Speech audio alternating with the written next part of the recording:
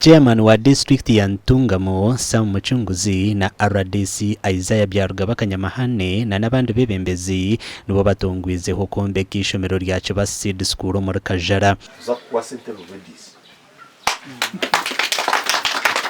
Konka turugombo nafu office ya DC etulije nafu abo kuba nebi tibyakubireho tukabura amatafari kuzahazi kunogera ngo office ekane hwezaje nemanya kutudajira engineer agakora ibintu byakwe contractor ifo turija ku monitoringa twije hati turaza kushaka tware ko kundi kwezi turitakizira cyo kubanza ni mu ba monitors bo kubanza mu ku monitoringa je project turi hamwe konka contractor hinda kubara hasa kutareba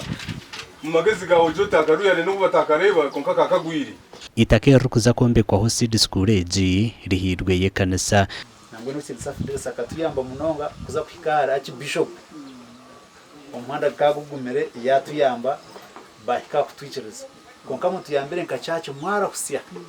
twabaraka kufunera itaka twayombeka turida kubasima munonga ishomerere rikatandika 2020 isachama na RDC konka yatandika kishomero rye kanisa konka takushoro abantu myakaturici abantu musiramu abantu mukristayo